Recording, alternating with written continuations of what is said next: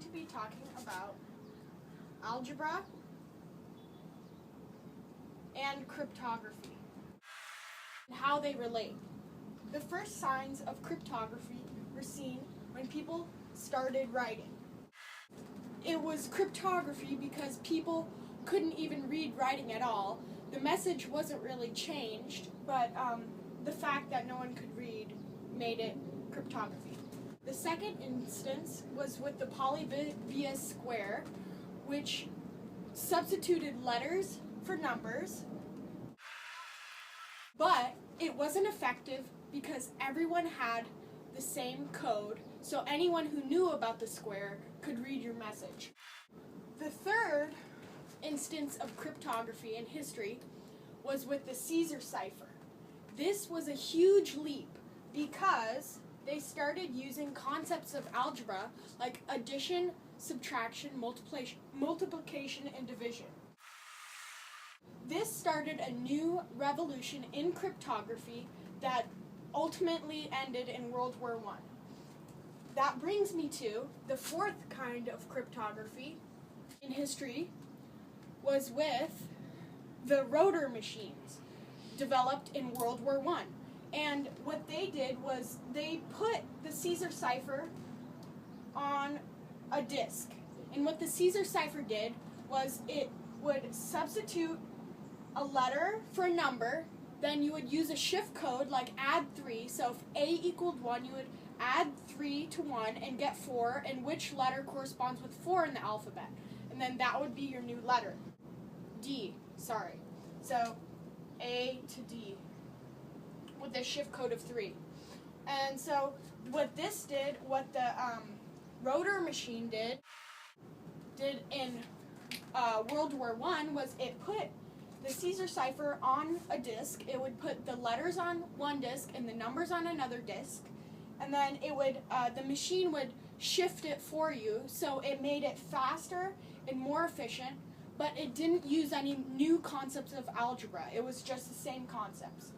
The next huge leap was with the Enigma machines that the Germans invented in World War II. They started using concepts of number theory that revolutionized cryptography. Number theory and factoring. They realized that by using prime numbers and large prime numbers, they could create codes that were hard to factor. This was created by the Germans, but it was broken by a British cryptanalyst, Alan Turing, who figured out their concepts of prime numbers, and he used it to break the code. Okay, and then the next transition was to modern cryptography that uses symmetric key and public key, which are forms of digital cryptography, and they still used the same concepts that the Enigma machine. They still use prime numbers. The only difference between the Enigma machines and symmetric key cryptography was that symmetric key cryptography was digital rather than mechanical. Now, symmetric key cryptography uses one key to both encrypt, change the data, and to decrypt, unchange the data, like bring it back to regular text so you can read it. And these keys were all based on prime numbers because they were hard to factor. So this is the same concepts that they used with the Enigma machines.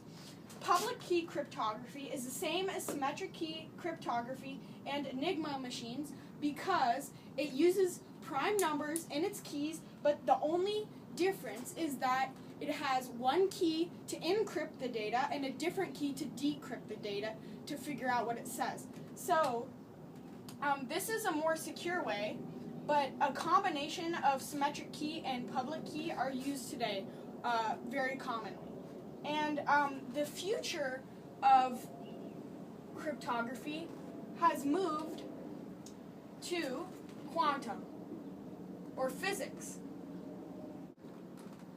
It uses photons to translate binary codes and things like that But what my main point is that I think the only way cryptography can make any more improvements, because quantum cryptography isn't very good in today's use, and it's not used very commonly. Commonly, people use symmetric key and public key, and these two are being hacked into because we've been using the same concepts since World War II.